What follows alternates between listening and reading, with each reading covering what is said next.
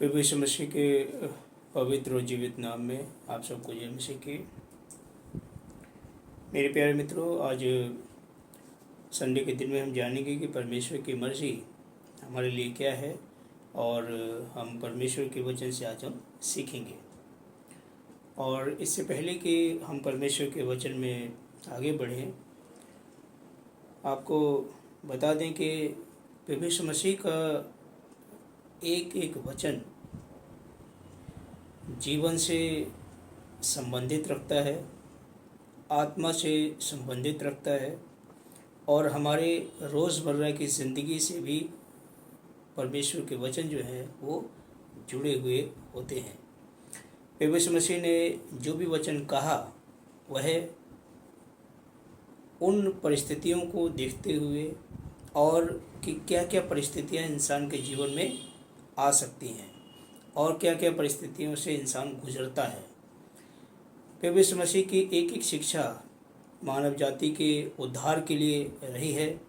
प्रभु यीशु मसीह की एक एक शिक्षा मानव जाति के पापों को कैसे दूर किया जाए, इन बातों पर उनका ज़्यादा जो है शिक्षा रही है और किस प्रकार से लोग प्रभु यीशु मसीह के वचन से अपने आप को शुद्ध कर सकते हैं, अपने विचारों को शुद्ध कर सकते हैं और प्रभु यीशु मसीह के वचन को जब वो अपने जीवन में अप्लाई करेंगे तो उनका जीवन जो है वो पाप से मुक्त हो जाता है।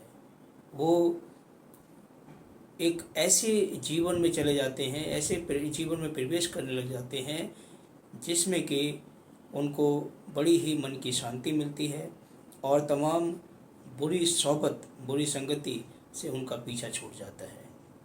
ऐसे आपने बहुत सारे गवाहियाँ देखी होंगी, जीवन देखे होंगे, सुने होंगे कि जिन्होंने प्रभु यीशु मसीह का नाम तो सुना था, लेकिन प्रभु यीशु मसीह क्या है, उसकी शिक्षाएं क्या हैं और प्रभु यीशु मसीह की जो शिक्षाएं हैं, आखिर उन शिक्षाओं में ऐसी क्या बात है। और जब उन लोगों ने जाना प्रभु यीशु मसीह को और उनके वचन को पढ़ा, तब उनको समझ में आया कि वाकई जो है प्रभु यीशु मसीह की कोई भी शिक्षा जो है वो व्यर्थ नहीं है। वो यूं ही ऐसे ही नहीं बोल दिया प्रभु यीशु मसीह ने कुछ भी। हर एक शब्द के पीछे उनका एक मकसद है और हर एक शब्द में जीवन है, हर एक शब्द में सामर्थ है। और आपको बता दें कि आज का जो हमारा जो परमेश्वर का वचन लिया गया है वह मत्ती रचित सुसमाचार और 21 अध्याय, मत्ती रचित सुसमाचार 21 अध्याय और 28 आयत से हम पढ़ेंगे। यहाँ पर इस प्रकार से लिखा है, तुम क्या समझते हो, किसी मनुष्य के 2 पुत्र थे। उसने पहले के पास जाकर कहा, हे पुत्र, आज दाख की बारी में काम करे। तो प्रभु यीशु मसीह कहते हैं अपने चेलों से कि तुम क्या समझते हो, परमेश्वर के राज्य के बारे में, परमेश्वर के संतान के बारे में क्या समझते हो। तो प्रभु यीशु मसीह कहते हैं कि किसी एग्जाम्पल देकर के, उदाहरण देकर के कहते हैं कि किसी पुरुष के, किसी मनुष्य के 2 पुत्र थे और उसने एक को बुलाकर कहा कि आज जो है दाख की बारी में जाकर काम कर। तो जो पहले वाले से कहा कि तू जाकर के खेत में क्या कर, काम कर। और एक पिता है, उसने अपने पुत्र को बुलाया और बोला जाकर खेत में काम कर। तो ये जो पुत्र है ये अपने पिता को क्या उत्तर देता है, आइए हम देखते हैं 29 आयत में, मत्ती रचित सुसमाचार 21 अध्याय 29 आयत में। उसने उत्तर दिया, नहीं जाऊंगा, परंतु पीछे पछता कर गया। देखिए, जो पहला वाला जो पुत्र है उसने अपने पिता को उत्तर दिया कि मैं नहीं जाऊंगा, लेकिन बाद में उसने पछताया और फिर वो गया, यानी कि पिता की आज्ञा का उसने पालन किया। लेकिन पहले तो उसने क्या किया कि मना कर दिया था कि मैं नहीं जाऊंगा। स्ट्रेट फॉरवर्ड उसने जो है जवाब दे दिया अपने पिता को कि मैं नहीं जाऊंगा। और आज के ज़माने में माता पिता बड़ी मेहनत से बच्चों को पालते हैं, उनको बड़ा करते हैं, उनको पढ़ाते हैं, लिखाते हैं, उनके कपड़े लत्ते का, उनकी हर एक ख्वाहिश का ध्यान रखते हैं, उनके अच्छे अच्छे खाने पीने का भी ध्यान रखा जाता है। फिर बड़े हो जाते हैं तो उनके करियर की चिंता होती है, शादी ब्याह की चिंता होती है। तो कुल मिलाकर माता पिता की जो जिम्मेदारी होती है बच्चों के लिए वो बहुत ज़्यादा चिंतापूर्ण होती है, बहुत ही ज़्यादा एक कहना चाहिए कि बहुत बड़ी जिम्मेदारी होती है माता पिता की बच्चों को पैदाइश से लेकर के और बड़ा होने तक। और कई बार तो बच्चों के भी बच्चे हो जाते हैं, लेकिन फिर भी माता पिता के लिए वो बच्चे ही रहते हैं और उनके लिए दिल में जो इज़्ज़त प्यार जो है वो वैसा ही रहता है जैसा कि वो पैदा हुआ था तब। हालांकि अब उसके बच्चे के भी बच्चे हो गए हैं, लेकिन जो प्यार है वो वैसे रहता है ना, कि हमारे लिए तो वो बच्चा ही है। तो जब बच्चे पर इतनी मेहनत की जाती है माता पिता के द्वारा से, और वो बच्चा जब आज्ञाकारी ना निकले तो बड़ा ही दुख होता है। बहुत सारी दुनिया में ऐसे माता पिता हैं जो कि अपने बेटियों से परेशान हैं, अपने बेटों से परेशान है, कोई अपने बड़े बेटे से परेशान है तो कोई छोटे बेटे से परेशान है, कोई बड़ी बेटी से परेशान है तो कोई छोटी बेटी से परेशान है। क्यों परेशान है? क्योंकि वो उनकी आज्ञा का अनुसार नहीं चलते हैं। वो जैसा शिक्षा देते हैं उनकी शिक्षाओं को वो इग्नोर कर देते हैं। वो कहते हैं ये नहीं करना है तो वही करेंगे, यहाँ नहीं जाना तो वहीं जाएंगे, है ना। और जो कुछ भी माता पिता कहते हैं तो वो उनका अपोजिट करते हैं, और इस प्रकार से माता पिता जो है काफ़ी दुखित रहते हैं। मेरे प्यारे मित्रों, बहुत सी दफ़ा ऐसा भी देखने में आता है कि परिवार आज्ञा ना मानने की वजह से, माता पिता की आज्ञा ना मानने की वजह से परिवार बिखर जाते हैं, है ना। और आपको बता दें कि ये सब इसलिए होता है कि वो जो शैतान है वो हमारे मनों में समा जाता है और हमें उकसाता है कि हम आज्ञा ना माने, हम गलत रास्ते पर चलें, हम कोई अनुचित काम करें जिससे कि सब कुछ उल्टा ही हो और नाम बदनाम हो, है ना। तो हमें उस शैतान की योजनाओं से बचना है। प्रभु यीशु मसीह की जो शिक्षा है हमें उस पर फोकस करना है कि हमारा परमेश्वर हमें क्या सिखाता है, हमारा परमेश्वर हमें क्या बातें बताता है। और यकीन जाने कि जब परमेश्वर के हम मार्गदर्शन में चलेंगे, परमेश्वर की जब हम शिक्षाओं में चलेंगे और दिन और रात हम जब परमेश्वर में ध्यान करेंगे और अपना हाथ परमेश्वर को दे देंगे कि हे प्रभु, मैं अपने हाथों को तुझे देता हूँ और मेरे हाथों को पकड़ और मुझे अपनी राह पर चला, तो यकीन जानिए कि जब हम अपने जीवन को परमेश्वर के हाथों में सौंपेंगे तो वो परमेश्वर हमें सही राह दिखाएगा। और जब परमेश्वर के हाथ में होंगे तो शैतान का हमारे ऊपर कोई जोर नहीं चल सकता है। यहाँ पर ये जो व्यक्ति है, बड़ा बेटा, कहता है कि खेत में मैं नहीं जाऊँगा, पिता की आज्ञा का पालन नहीं कर रहा है, क्लियर बोल रहा है कि मैं नहीं जाऊँगा। अब उस पिता के दिल पर कितना ठेस पहुँची होगी कि हमने पाल पोस के इतना बड़ा किया और आज ये मेरा कहना नहीं मान रहा है। लेकिन अच्छी बात क्या है कि आगे हम पढ़ेंगे 29 आयत में लिखा है कि परंतु पीछे पछता कर गया, यानी कि बाद में उसको पछतावा हुआ कि मैंने अपने पिता की जो है आज्ञा पालन नहीं किया। और फिर वो पछताता है, उसके दिल में दया आती है कि बुजुर्ग माता पिता ने मुझे कुछ कहा है तो मुझे करना चाहिए, कल को मैं भी बड़ा होऊंगा, मेरे भी बच्चे अगर मेरी आज्ञा नहीं मानेंगे तो मुझे भी दुख होगा। बहुत सारी बातें उसने सोची और फिर क्या हुआ कि वो पछताया कि मैंने गलत किया, परमेश्वर की आज्ञा को, अपने पिता की आज्ञा को नहीं माना। और फिर पछता कर लिखा है कि वो खेत में चला गया काम करने के लिए। ये तो पहले पुत्र की जो घटना है वो ये है कि पहले मना किया कि मैं नहीं जाऊंगा, पिता ने बोला खेत में जा काम कर, उसने कहा नहीं मैं नहीं जाऊंगा। फिर बाद में पछताया और फिर वो गया, काम किया। लेकिन पहले तो मना ही किया था, लेकिन बाद में वो पछता कर गए। फिर दूसरे वाले को पिता बोलता है, और ये प्रभु यीशु मसीह का उदाहरण है, ये प्रभु यीशु मसीह के अपने बोल हैं जो उदाहरण देकर के अपने चेलों को सिखा रहे हैं। और दूसरे वाले से पिता कहता है कि फिर दूसरे के पास जाकर ऐसा ही कहा। तो दूसरे वाले के पास भी जाकर के पिता ने कहा कि तू जा और खेत में काम कर। है, जवान जो बच्चे होते हैं वो काम करने के लिए होते हैं, जवानी काम करने के लिए बनाई गई है। और जवान अगर काम नहीं करेंगे या माता पिता की आज्ञा का पालन नहीं करेंगे तो फिर इस शरीर का, ये हष्टपुष्ट शरीर का क्या होगा? ये हष्टपुष्ट शरीर हमारा किस काम का, जब हम काम ही नहीं कर सकते, है ना। तो परमेश्वर ने हमारे शरीर जो बनाया है ये काम करने के लिए बनाया है।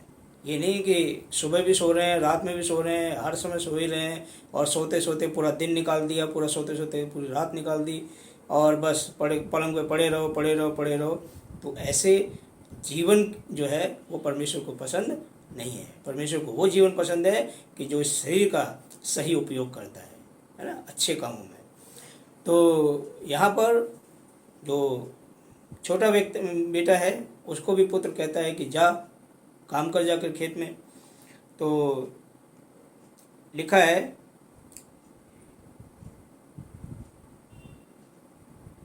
उसने उत्तर दिया, जी हाँ जाता हूँ, परंतु नहीं गया। छोटा वाला जो है बड़ा चालाक है, कहता है जी हाँ पिताजी अभी जा रहा हूँ, है, और फिर वो नहीं गया।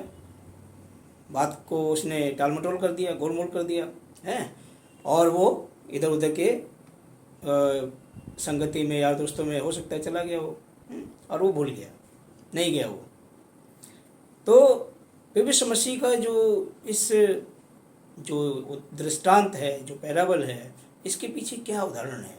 वो कहते हैं कि तुम मुझे बताओ कि इन दोनों में से किसने पिता की इच्छा पूरी की।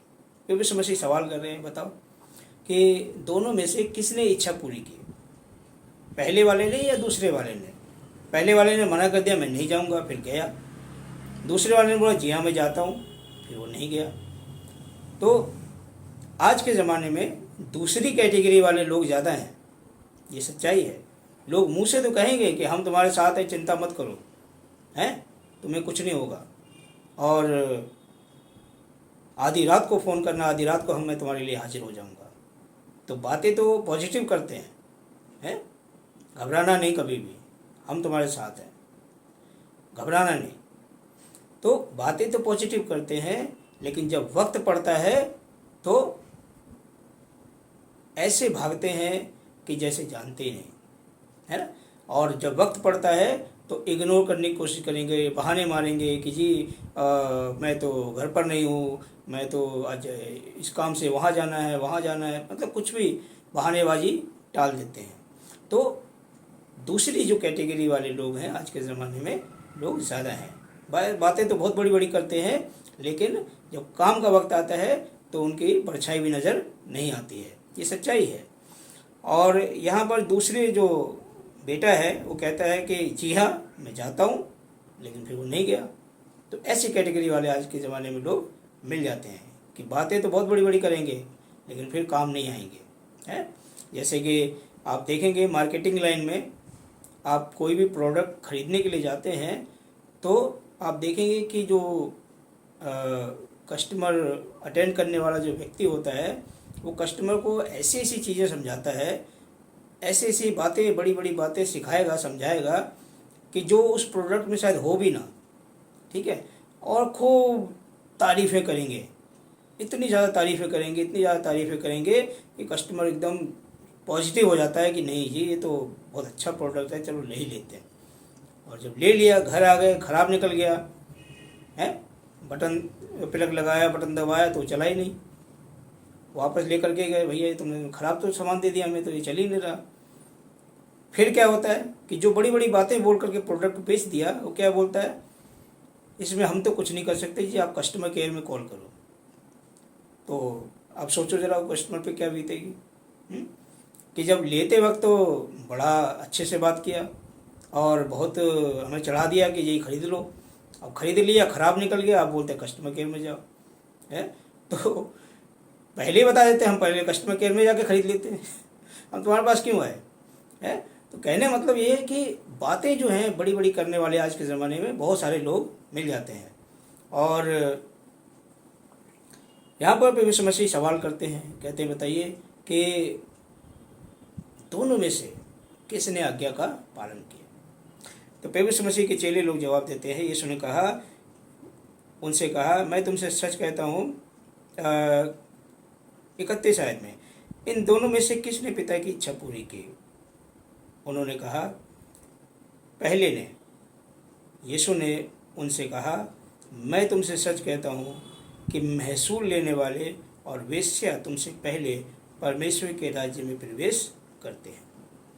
यहाँ पर प्रभु यीशु मसीह की जो शिक्षा है वो बहुत ही महत्वपूर्ण है मेरे प्यारे मित्रों, और इस बात को हमें समझने की ज़रूरत है। महसूल लेने वाले और वेश्या, ये दो कैटेगरी के लोगों को के बारे में जिक्र किया गया है, लेकिन कैटेगरी और भी हैं। और एक एक कैटेगरी अगर प्रभु यीशु मसीह बताते तो पैराग्राफ ज़्यादा लंबा हो जाता है, तो इसलिए दो ही कैटेगरी को उन्होंने जो है फोकस किया कि महसूल लेने वाले यानी चुंगी लेने वाले, वसूली करने वाले, और लिखा है कि वेश्या है। अब जो चुंगी लेने वाले होते हैं, टैक्स कलेक्टर होते हैं, वसूली करने वाले लोग होते हैं, इन्हें कोई आदर की दृष्टि से नहीं देखता है। इनको क्या दृष्टि से देखते हैं कि ये जो है बहुत ही अभद्र लोग होते हैं, ये किसी के दुख मुसीबत को समझते नहीं हैं और ये किसी की समस्याओं को समझते नहीं हैं, और इनको तो बस पैसा चाहिए तो चाहिए, है, इनको तो अपना हिस्सा चाहिए तो चाहिए, है ना। तो ऐसे जो टैक्स कलेक्टर होते हैं, इसमें लिखा है महसूल लेने वाले, वसूली करने वाले, है ना, चुंगी लेने वाले, तो जो भी व्यक्ति इस काम के लिए अपॉइंट किया जाता है कि वो जाकर लोगों से कलेक्शन करेगा, ऐसे लोगों को लोग आदर की दृष्टि से नहीं देखते हैं। ऐसा नहीं है कि भैया आ जाओ, वेलकम है आपका, और चाय पानी पिए और सुनाइए घर में सब ठीक है, इस तरीके से कोई बात नहीं करता। इनको बहुत तुच्छ निगाह से देखा जाता है कि ये लोग अभद्र हैं और ये किसी के प्रॉब्लम को समझते नहीं हैं। यहाँ पर प्रभु यीशु मसीह ऐसे लोगों के विषय में कहते हैं कि ये लोग परमेश्वर के राज्य में पहले प्रवेश करेंगे। वो लोग नहीं करेंगे जो जानते हैं प्रभु यीशु मसीह को, वो करेंगे जो गलत काम कर रहे हैं। क्यों? क्योंकि ये गलत काम तो कर रहे हैं आज, लेकिन ये पछताते भी हैं, और जब पछताते हैं तो ये अपना पुराना जो उल्टे काम होते हैं वो छोड़ देते हैं। तो यहाँ पर लिखा है कि पहले वाले ने मना किया लेकिन बाद में पछताया। यहाँ पर परमेश्वर के राज्य में कौन प्रवेश करेगा?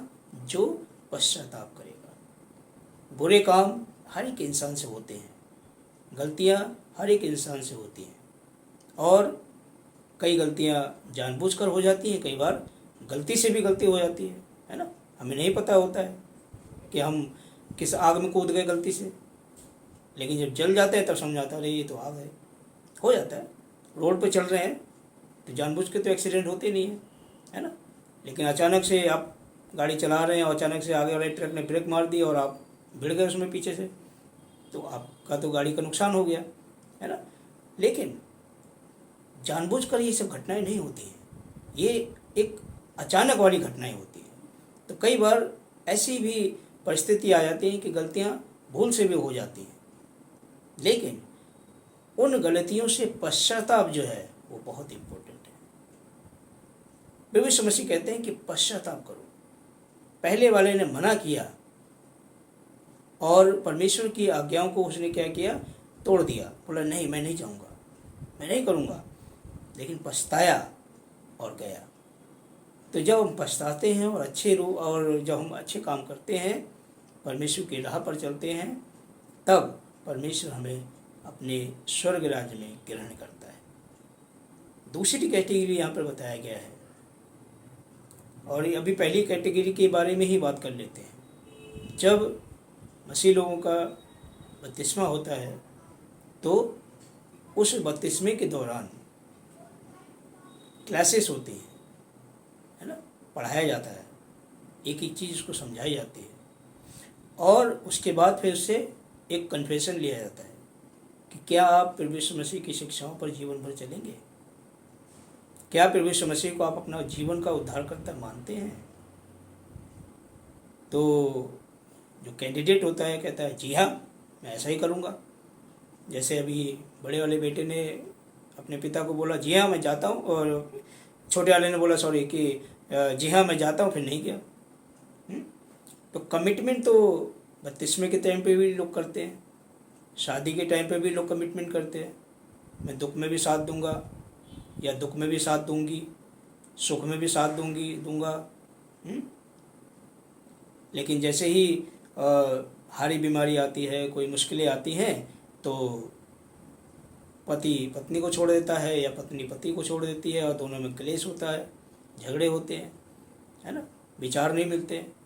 लेकिन यही विचार, यही पति पत्नी शादी के टाइम के दिन ऐसे वादे करेंगे कि अब इनसे बड़ा तो विश्वास योग्य कोई है ही नहीं। दोनों एक दूसरे में हाथ रखेंगे, खूब बड़े बड़े वादे करेंगे, और वो भी परमेश्वर के भवन में, परमेश्वर के सामने, पूरी कलीसिया के सामने। लेकिन फिर शादी के बाद जहाँ 2-3 साल हो जाते हैं, फिर वो सारे वायदे कसम भूल जाते हैं, है? यहाँ पर प्रभु यीशु मसीह का जो वचन है यही है कि छोटा वाला जो कहता है कि जी हाँ मैं जाता हूँ, फिर नहीं गया, है ना।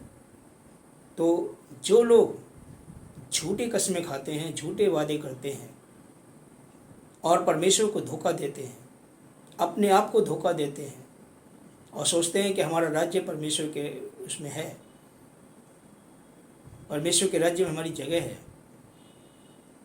अब हम हाथ में तो बाइबल पकड़ के रखते हैं, गले में क्रॉस पहन लेंगे, नाम भी अंग्रेजी रख देंगे, हैं? लेकिन जब हम परमेश्वर की इच्छाओं पर नहीं चल रहे हैं तो उस अंग्रेजी नाम का कोई फ़ायदा नहीं है, हाथ में बाइबल रखने का कोई फ़ायदा नहीं है। हमारी प्रार्थनाएं तक व्यर्थ हो जाती हैं यदि हम परमेश्वर की इच्छाओं पर नहीं चलते हैं। और जब हम परमेश्वर की इच्छाओं पर चलते हैं तो हमारा जीवन का एक एक काम जो है परमेश्वर को ग्रहण योग्य होता है। दूसरी कैटेगरी प्रभु यीशु मसीह ने बताई कि वेश्या लोगों को लोग आदर की दृष्टि से नहीं देखते हैं, तुच्छ निगाह से देखते हैं। प्रभु यीशु मसीह के समय में भी एक व्यक्ति को, एक औरत को व्यभिचार करते हुए पकड़ा गया और लोग उसको पत्थरवाह कर रहे थे, और प्रभु यीशु मसीह आए वहाँ पर और उन्होंने उसका न्याय किया। तो व्यभिचार करते पकड़ी गई थी, लोग पत्थरवाह कर रहे थे, यानी कि व्यभिचारिणी स्त्री को लोग तुच्छ निगाह से देखते हैं। उस ज़माने में, प्रभु यीशु मसीह के ज़माने में भी लोग क्या कर रहे थे, उसको पत्थर मार रहे थे। और आज भी कोई वेश्या अगर आपके अपार्टमेंट में, आपकी सोसाइटी में रहने लग जाए तो उसको रहना मुश्किल कर देंगे, क्योंकि उसको आदर की दृष्टि से नहीं दिया जाता है ना, नहीं देखा जाता है। तो यहाँ पर प्रभु यीशु मसीह कहते हैं कि जिनका आदर नहीं है समाज में, वे लोग वो लोग परमेश्वर के राज्य में तुमसे पहले प्रवेश करेंगे। ये लिखा है, प्रभु यीशु मसीह का वचन है, लिखा तुमसे पहले, यानी तुम अंग्रेजी नाम रख रहे हो, बाइबल पढ़ रहे हो, चर्च जा रहे हो, प्रार्थना कर रहे हो, लेकिन प्रभु की आज्ञाओं का पालन नहीं कर रहे हो, तुम्हारे जीवन में कोई बदलाव नहीं है। जीवन के काम वही है, गुस्सा करना, चिचड़ाना, बुरा मानना, रिश्ते नाते तोड़ देना, है ना, और एक दूसरे को धोखा देना, बदनाम करना, बुराइयां करना, है। वचन में लिखा है दुष्ट यदि बुराई ना करे तो उसे नींद नहीं आती, है ना। तो कुछ लोगों का जीवन ही कुछ इस प्रकार का है कि एक दूसरे की जब तक प्रतिदिन बुराई ना कर ले उनको नींद ही नहीं आती। तो जीवन में सारे अपराध भरे हुए हैं, सारे प्रकार के गलत विचार भरे हुए हैं, और हम प्रभु यीशु मसीह के शिक्षाओं पर नहीं चल रहे हैं, और हम सोच रहे हैं कि परमेश्वर के राज्य में हमें जगह मिल जाएगी। ऐसा नहीं हो सकता। चाहे हम प्रभु यीशु मसीह के मानने वाले आज के हों, और चाहे हमारी पीछे की 4 पीढ़ियां भी क्यों ना हों, तो भी इस बात की उस बात से कोई मतलब नहीं है यानी कि आप पीछे से 4 पीढ़ियों से अगर आप मसीह में हैं और आज आपका जीवन सही नहीं है परमेश्वर के रास्ते के मुताबिक, तो इसका मतलब ये नहीं है कि आपको 4 पीढ़ियों का जो ग्रांटेड मिल जाएगा कि आप पिछले 4 पीढ़ियों से प्रभु यीशु मसीह में हो तो चलो ठीक है, आपको जो है स्वर्ग में जगह मिल जाएगी। ऐसा नहीं है। आपका खुद का इंडिविजुअल जीवन किस प्रकार का है परमेश्वर ये जांचता है, लेंस लगा के बारीकी से देखता है वो कि आपके जीवन में कितना पवित्रता है और कितनी अशुद्धता है ना, कितना आप परमेश्वर में आपका विश्वास है। और लिखा है कि वेश्याएं तुमसे पहले पहुंचेंगी, तुम तो खाली ढोंगी बने रह जाओगे कि प्रभु प्रभु करते रहोगे मुंह से, लेकिन दिल में प्रभु कुछ है ही नहीं। दिल में क्या है कि शाम हुई और एक पैक लग गया, शाम हुई कि एक पैक लग गया और घर में कलेश शुरू। ना पत्नी का ध्यान देना, ना बच्चों का ध्यान देना, है ना, न रिश्ते नाते, कोई मतलब नहीं। ठीक है, तो तुम सिर्फ नाम के ढोंगी दिखावटी प्रभु प्रभु करते रह जाओगे, लेकिन तुमसे पहले वेश्याएं स्वर्ग के राज्य में चली जाएंगी। तुम चोगा ही पहने रह जाओगे, लेकिन वेश्याएं स्वर्ग के राज्य में पहले चली जाएंगी। मेरे प्यारे मित्रों, ये वेश्याओं का मतलब यही है कि जो लोग प्रभु यीशु मसीह को नहीं जाना, जिसने कभी नहीं जाना, वो लोग जब प्रभु यीशु मसीह का परमेश्वर के प्रेम का स्वाद चखेंगे, वो लोग पहले परमेश्वर के राज्य में जाएंगे। और आज भी पूरी दुनिया में इतनी बेदारी है, इतनी जागृति है, इतना ज़्यादा कहना चाहिए कि प्रभु यीशु मसीह का डंका है कि हम तो कुछ भी नहीं हैं, हमसे ज़्यादा लोग बाइबल पढ़ते हैं, परमेश्वर की आराधना करते हैं और परमेश्वर से प्रार्थनाएं करते हैं, फास्टिंग प्रेयर करते हैं, whole night whole day prayer करते हैं और उनका जीवन प्रभु में रहता है। वो सब दुनियादारी त्याग चुके हैं, पुराना जीवन त्याग चुके हैं। और आप देखेंगे तो इधर आप पंजाब में चले जाएं, देखिए उनकी 4 पीढ़ियाँ प्रभु में नहीं थी, वो आज प्रभु में आए हैं, लेकिन जब आए तो उनका जो विश्वास है वो 4 पीढ़ियों वाले विश्वास से भी कहीं ऊंचा हो गया। मेरे प्यारे मित्रों, हमें इस बात को समझने की ज़रूरत है कि हम